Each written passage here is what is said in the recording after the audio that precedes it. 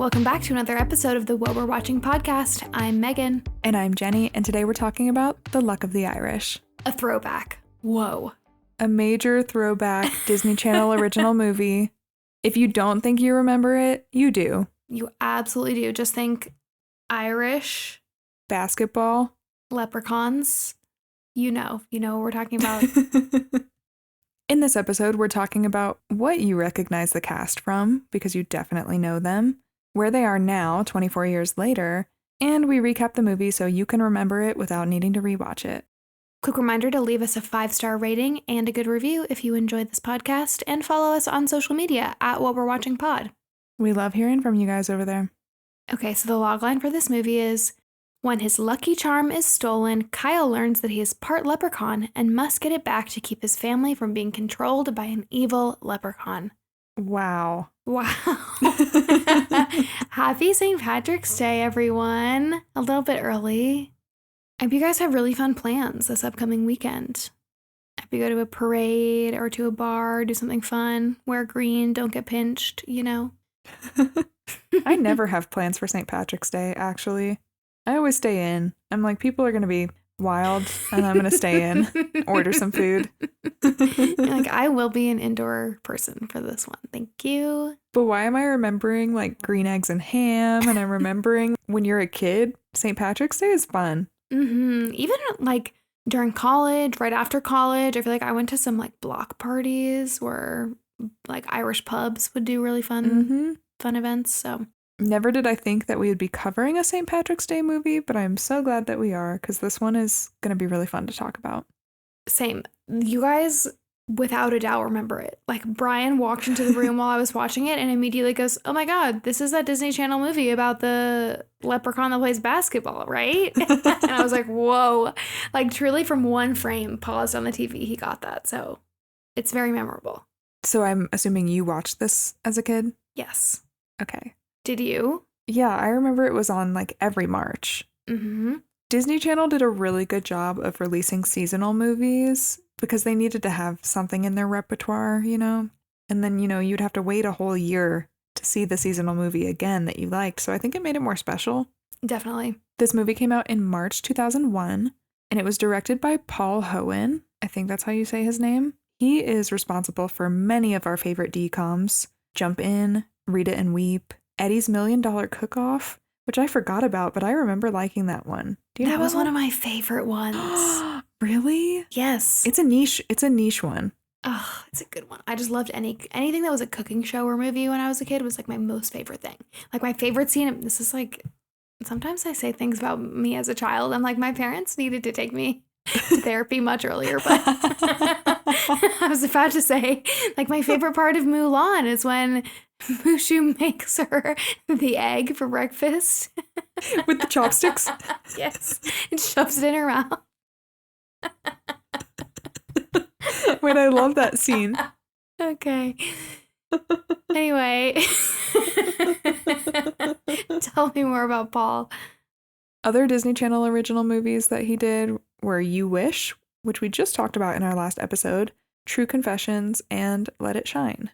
He also directed or produced Ned's Declassified School Survival Guide, Sabrina the Teenage Witch, The Secret World of Alex Mack, Jonas, The Jonas Brothers Show, many more things. Wow. So he just has his handprints all over the teen genre. Our childhood. Yeah. Cool. The Luck of the Irish has been called the, quote, strangest Disney Channel original movie ever. It is certainly a niche concept. That's for sure.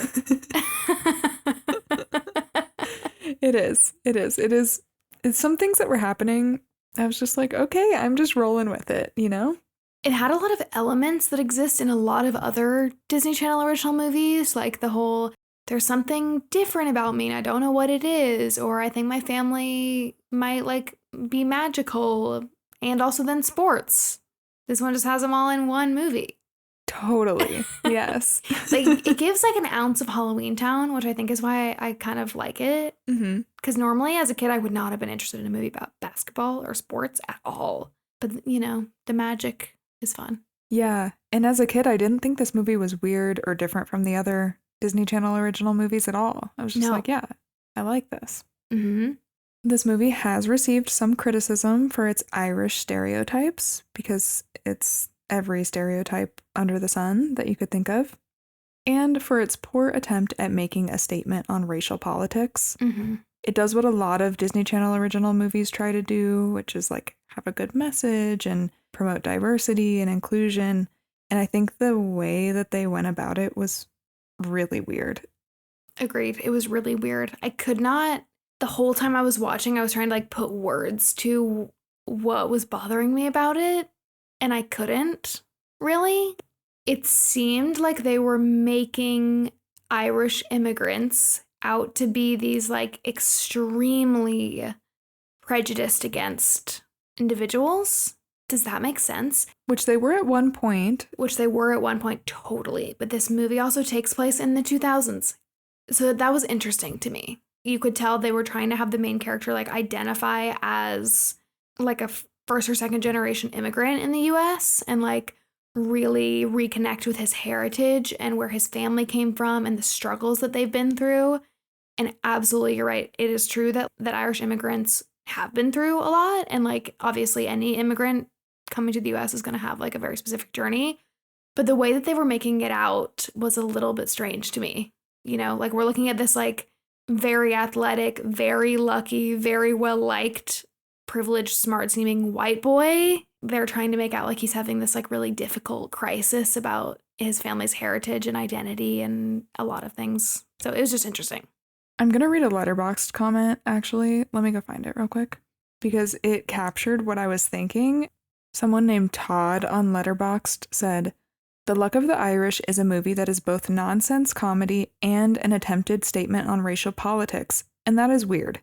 This bizarre film is trying to say a bunch of stuff about white people's difficulties embracing their own heritage, how much power in America relies on white male privilege, and Americans' willingness to overlook history. I'm not sure that it's funny, or good, or well made, or well acted, or anything like that, but it is quite interesting. In the end, corporate-style nationalism wins above all." I couldn't have said it better, honestly. I could not have said it better. But then I do like the last statement that this person said, which is, "It's a lot to unpack as an adult, but if you just remember laughing at the people shrinking, that's cool too." Shout out to this Letterboxd reviewer because... Shout out Todd. That's all we need to say. Really? I think so. Let's get into the cast. First, let's talk about Ryan Merriman, who plays Kyle. I knew that I knew him from a lot of things, but I forgot that he was also in Smart House. I forgot that too, and I loved Smart House. Love Smart House. A Ring of Endless Light, which is another DCOM. You know that one? The mermaid one? He turns into a mermaid. That sounds familiar. I bet I would recognize it. You would. Okay. It's like this movie, but mermaids. Okay. Big mermaid girl, so I'm sure I've seen it. Oh, yeah. And then he was also in The Ring 2, which is a scary movie, right? Mm-hmm. So, big switch. Mm-hmm. He's also Ian Thomas in Pretty Little Liars.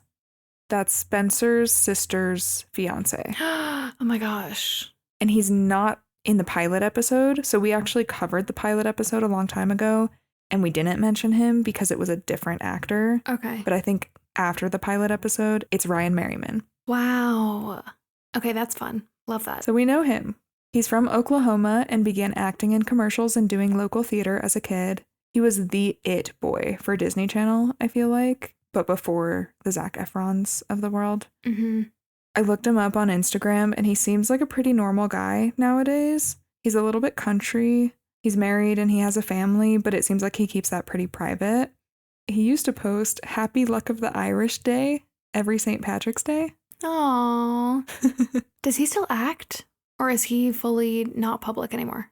Oh, no, he's still acting. Okay. Now that you say it, I do know that like the last thing he posted on Instagram was promotion for something he's in. Cool. There's a video that E! News posted of him on St. Patrick's Day in 2022 saying, quote, "Basically, I'm the OG Troy Bolton." There, I said it. And he mentions that there are a lot of similarities between Luck of the Irish and High School Musical, which are, as he puts it, it's true, right? When you think about it? I guess, yeah. Basketball, yes. I'll convince you. Okay. He says, both star two ridiculously handsome basketball playing jocks. These jocks have deep, dark secrets they don't want anyone to know about, and above average singing and dancing abilities. And both films close out with a musical number about unity. We're all in this together, and this land is your land. Okay.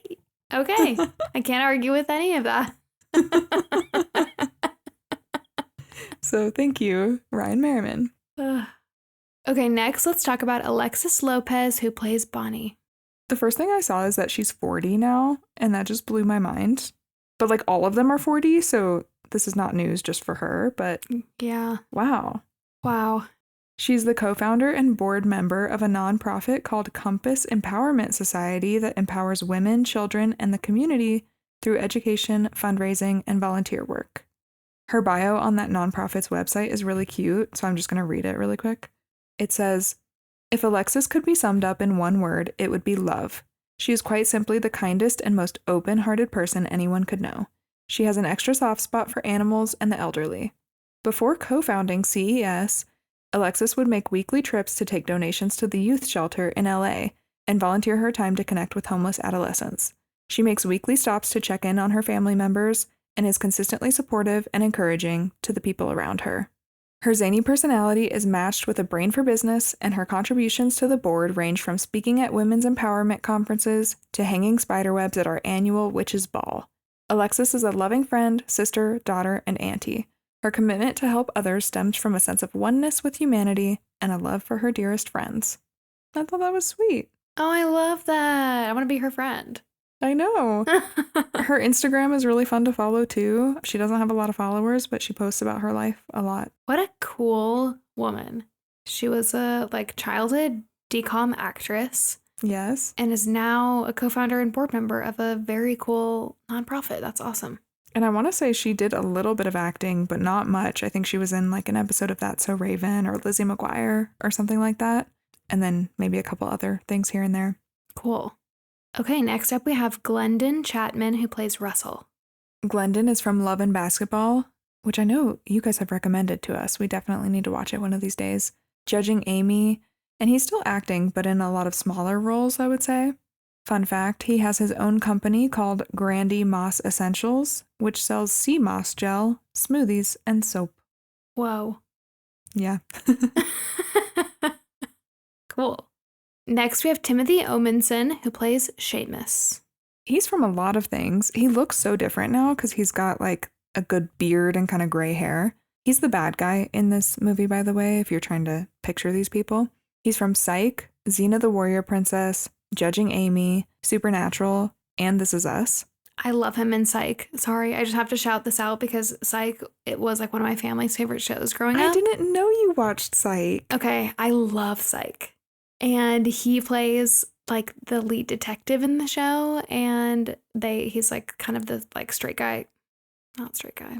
Like straight man, like how Jason Bateman always plays. It's like called a straight man, like the person that doesn't get the joke, so you can see how funny it is. Anyway, yes, he plays Lassie, the lead detective in that show, and he's hilarious. I just love that show, so it made me happy to see him in this. I forgot he was in this. Timothy has a sad but kind of interesting story. In 2017, he had a stroke and he had to relearn how to walk. Apparently, he almost died. Wow. And just 2 years after his stroke, he joined the show This Is Us as Gregory, who is a stroke survivor in the show. Wow. Yeah, and Gregory's storyline was actually inspired by Timothy's story, and the creator Dan Fogelman wrote that role specifically for him, which I thought was interesting. Oh, I mean, that's obviously devastating, but that's so cool that he got to play a character that was based on his real life experience. I love that. And he got to do the Psych movies that came out after his stroke as well. Okay. And so it's good. And I've also seen he's done some promotion with like a neurology center or something like that really helped him. And so he speaks to his experience with that. Very cool. Okay, last but not least, we're going to talk about Henry Gibson, who plays Riley O'Reilly. He's the voice of Wilbur in Charlotte's Web, the 1973 one, the animated one. I didn't know that. He's also Father O'Neill in Wedding Crashers. A lot of you guys will recognize him from there. And he's also in The Burbs with Tom Hanks and many, many other things because he was an actor for a really, really long time.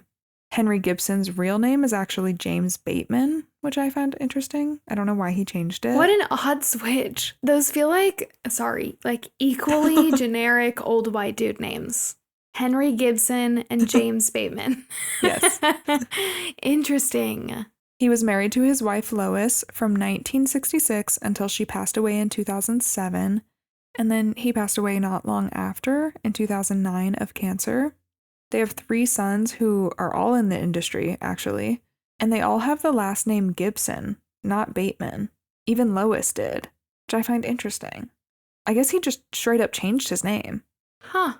It's not like a pseudonym or whatever. Huh. There must be some personal story behind that then, and less of it just being like a stage name. Yeah. Interesting. So one of his sons is an exec at Universal.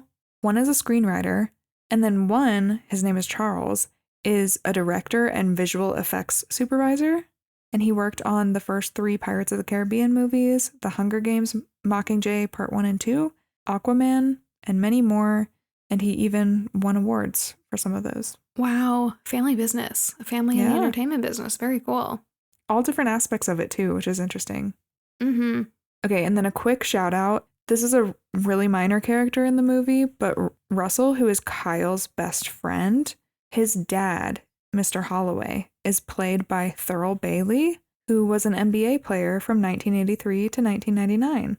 Oh, that's fun. So So that it would was have a been a really cameo. fun cameo, yeah, for people. Mhm. That's cool. We're just not sports girlies. No, we're not. Especially not 90s sports girlies. No, that's why we need a sports person on our Pop Culture Jeopardy team. That's right. We're recruiting. Okay, should we get into the recap? Let's do it. So when the movie opens, we see flashes of different faces, and Kyle, that's Ryan Merriman, has a voiceover that says, "Everyone in the world is different from everyone else. That's easy to see. Just look. But everyone is lucky enough to have one thing in common, one thing that binds everyone together."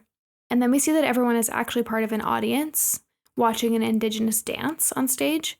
And Kyle continues speaking. He says, "Everyone has a heritage, a family history, traditions handed down from grandparents and great-grandparents." I'm not going to lie, I did not think that that is what he was going to say, that everyone has in common. No. A heritage. Huh. A woman calls Kyle to the stage as the next performer. He's really tiny, really tiny, on the ground, and he screams, "Hey, I'm right here!" But no one can see or hear him, and so the woman just keeps saying, "Kyle?" and can't hear him. And his voiceover says, "But what if I'm not that lucky? What if I'm the only person who doesn't have a heritage? What if I'm different?" Then he gets stepped on by the woman at the microphone, and the screen goes black. Kyle wakes up from this nightmare on the couch in his house, and his mom and dad tell him it's time to get ready for his game.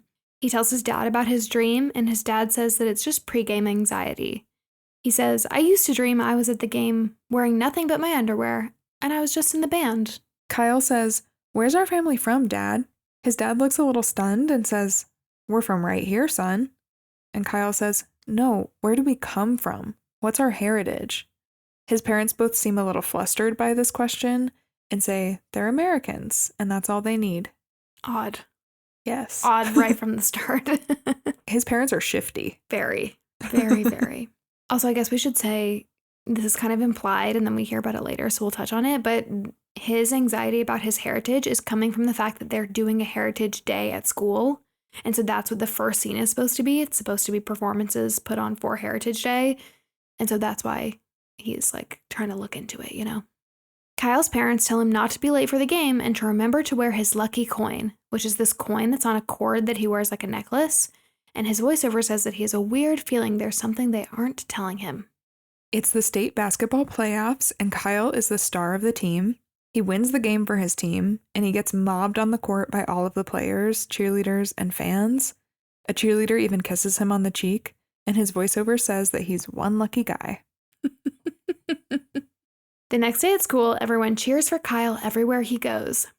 Bonnie, played by Alexis Lopez, is a girl who's in charge of the Heritage Day committee, and she asks Kyle what he's going to do for Heritage Day, and he says, quote, "I don't know. I mean, you know, this whole Heritage Day thing, it's so public television. I mean, history, it's so 10 minutes ago. Now sports, that's what's happening now. That's where I'm coming from. I can't with the way now you speak sports, sometimes. that's what's happening now. I can't. And Bonnie says, well, even if you are some kind of mindless jock, you still got a heritage. She says, America is a nation of immigrants and everyone's ancestors came from another country. And Kyle says he has a test and ducks out of the conversation. But shout out to Bonnie. I love Bonnie. We need a Bonnie today. True. During his test, Kyle zones out and forgets to do it. When the bell rings, he hurries to make up answers for everything, and his teacher says he'd be better off leaving them blank, and in real life, he can't depend on luck to make up for not knowing. Then the teacher grades his test right in front of him and finds that the answers are all correct.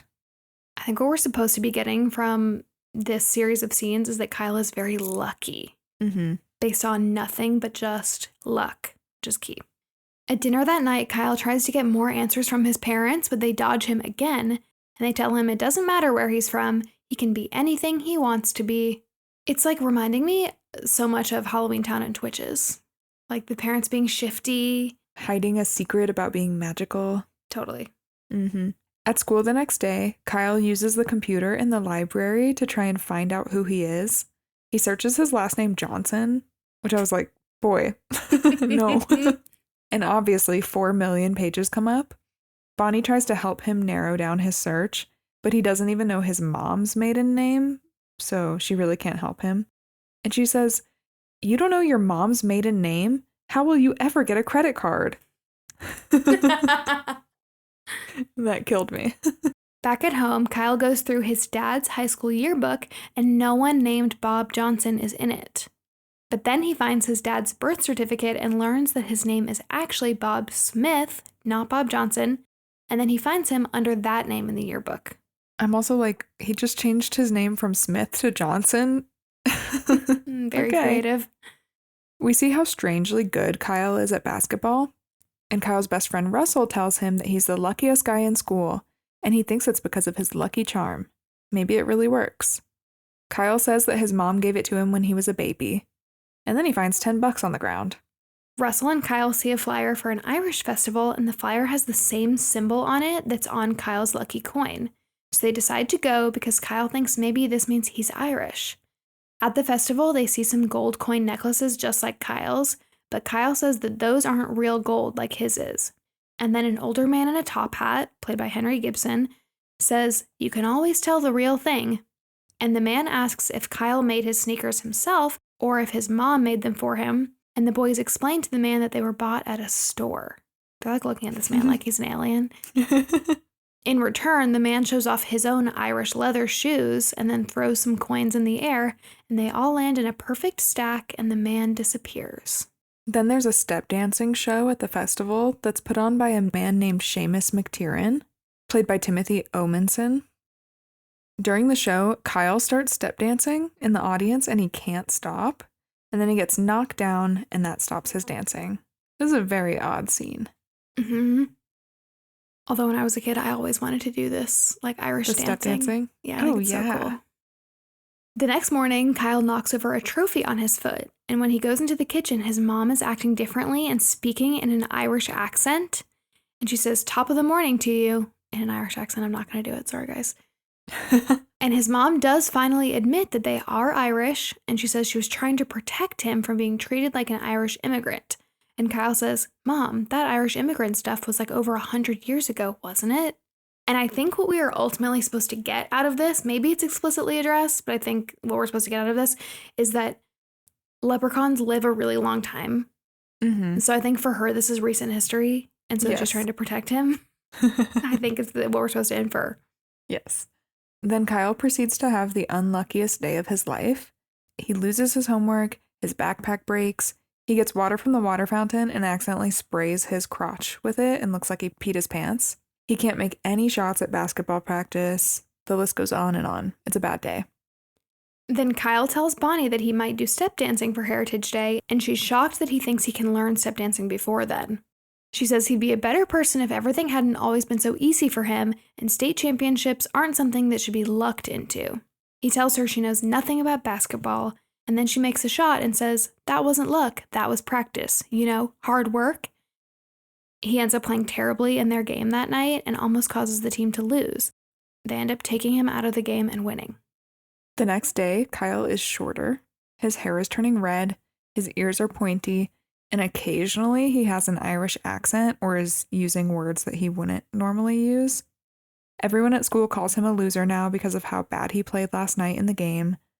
And then when he's in science class, a magnet attaches to his coin necklace, and he realizes that his lucky gold coin was stolen because it means that his necklace is not real gold. He rushes home to tell his parents and walks in to see that his mother has shrunk to 1 foot tall. And she tells him that she's a leprechaun and that Kyle is one too, and that they are part of the O'Reilly clan, and as long as they have their luck, aka the lucky coin, then they can pass as normal humans. And guys, her hair has like transformed into this like incredible curly red hair, and she's like wearing bright green. She looks fantastic, but she is also 1 foot tall, so it's a sight. She's small. Yeah, I didn't remember much about this movie, but why did I remember her standing on the counter? Yes, I remember them like shrinking. Yes. Kyle tells his parents that somebody stole his coin, and he thinks it was the old man at the festival. After he gives some details about the old man, his mom tells him that's his grandfather, Riley O'Reilly, founder of the Emerald Isle Potato Chip Company. The stereotypes are something. The layers. Also, just the layers of things that are happening in this movie are insane. We have like surprise family, like estranged family members, surprise magic in the family, transformations of people, family rivalries, feuds, basketball. And we're only 30 minutes into the movie. Crazy. Kyle's mom says that she and her father had a falling out over having a mixed marriage with Kyle's dad, a human. It's not good. No. They were trying to make a statement about something and it just didn't hit. Can I just say, it also really doesn't hit because like Kyle's two best friends in this movie are people of color. And the fact that he's like making himself out to be, or they're making Kyle out to be this like prejudiced against immigrant when he's just the super lucky white boy is astonishing to me. Yeah. Astonishing. It really is. It is, yeah. Anyway. So because Kyle's grandpa disagreed with his mom and dad marrying, they ended up changing their last name to Johnson so that the mom's family couldn't find them. But they all live in the same town. So you're going to run into each other at the grocery store or at the Irish festival. I'm confused. Absolutely. You didn't move away. You didn't move across the country. Just change the last name. From Smith to Johnson. Huh. So then Kyle and his parents go to the potato chip factory to get the coin back. And they get kicked out by security when Riley O'Reilly claims to not have a daughter. While they're there, Kyle sees Bonnie, his classmate, and the Young Achievers group from school because they're about to take a tour of the factory, and he decides to sneak back in with the group as his way to get in the building. But security recognizes Kyle, and he and Bonnie end up getting chased out. And during the chase, Kyle explains what's happening to Bonnie, including the leprechaun part. He just like very casually is like, you know, because we're leprechauns. And Bonnie is just like, hold on. They end up getting caught by Kyle's grandfather, and Riley tells Kyle that he didn't steal the coin. Riley says that actually the lucky coin is the luck of the whole O'Reilly clan. The youngest member of the clan must have possession of it so that all the leprechauns in the O'Reilly clan can pass as humans, but without it, they'll all start to change. This ends up leading Kyle to start rejecting his heritage and say that he's not Irish, he's actually just an American. Kyle says maybe Seamus McTiernan, the guy who did the step dancing show at the festival, might have heard of others getting robbed at the festival, so they should go talk to him. Then Riley says Seamus is a Far Darrig, I think that's how you say it, or evil leprechaun, and he must have stolen the coin at the fair. Riley says that if Seamus gives them trouble, to make a bet with him, because the Far Darrig can't resist gambling. I did look it up. In Irish mythology, Far Darrig is a fairy. It means red man because they were said to wear red coats and caps, which Seamus does not. I think he wears green. He does, yeah. According to fairy and folk tales of the Irish peasantry, the Far Darrig, leprechauns, and another fairy called Cluricon, which I've never heard of before, are the, quote, most sluttish, slouching, jeering, mischievous phantoms. And the word sluttish just made me laugh, so I had to include it. The Fardareg in particular is described as one who busies himself with practical joking, especially with gruesome joking. And one example of this is replacing babies with changelings. Oh no. Wow. Okay, thank you for explaining that and for looking that up, because when they kept referring to him as the Fardareg, I just assumed that just meant like evil, bad leprechaun. Me too. That's why I was like, what is this? They don't ever thing? explain it. No. After this, Kyle convinces his grandfather and parents to all get along so they can go get their luck back. So he gets everybody on the same team, and they all go to find Seamus, including Bonnie. They bring Bonnie. And on their way, they see Russell, who climbs in the car and joins them. So it's Kyle, his two best friends, and his parents and grandfather. Seamus and his gang drive away in their camper as soon as the team spots them. And so then Kyle and the team drive after them in his grandfather's car. And they can't catch up to them. And they have this really low point when they have a flat tire and it's raining. And everyone is just kind of defeated that they're not going to be able to catch Seamus. And they're not going to get the gold coin back. And everyone's going to be leprechauns and they won't be able to change back into humans. Kyle says that he must never have been able to play basketball anyway. It was just luck. And so he's feeling really down on himself about it. And then Bonnie, this angel, gives everyone a pep talk. And she says, when the Irish came to America, things were tough, and they had to work at jobs other people wouldn't take, and they didn't get paid what they deserved. And then Russell says, well, at least they got paid. And this is a reference to slavery, and Russell is black, I should say, in case you don't remember. And I thought that was quite the sentence in this movie. They really go there. They really go there throughout this entire movie. It's astonishing. Every time it happened, I was shocked. Maybe Russell is saying what we were all thinking. I don't know. Yeah, I don't know. Then Bonnie continues her pep talk and says that the important thing is that the Irish never gave up and kept trying until things got better. She says, I'm an American, we all are, and Americans don't give up. Then there's a rainbow after the rain, and Kyle jokes that maybe there's a pot of gold at the end of it. But then Kyle, Russell, and Riley O'Reilly all start running towards the end of the rainbow. It's like he says, maybe there's a pot of gold at the end of it, just joking, and then his grandpa takes off. Yeah. As they're running towards the end of the rainbow, they end up finding Seamus's camper at a restaurant. And while Seamus and his gang are distracted eating dinner, Kyle and Riley sneak into the camper and they find the coin along with an entire pot of gold. Riley really wants to take the pot of gold, but then Kyle says, we didn't come to America to steal. And hearing Kyle say we and considering himself Irish really convinces his grandpa not to take the pot of gold. Now that he has the coin, Kyle gets taller and his ears and his hair go back to normal. Seamus senses what's going on and he ends up capturing Riley and says he'll only let him go if Kyle gives him the coin. Kyle wagers a bet with Seamus in order to try to keep both, and he bets that he can beat Seamus at sports. And then the three of them, plus Russell and Seamus's friends, magically end up in Ireland? Kyle and Russell have to compete against Seamus and his gang in Gaelic sports. Ultimately, they end up tying, but Seamus refuses to set Riley free, saying that Kyle would only keep the coin if he won, so the fact that they tied means that he didn't win. Kyle gives Seamus his lucky coin, but then bets him that he can beat him in basketball without his luck.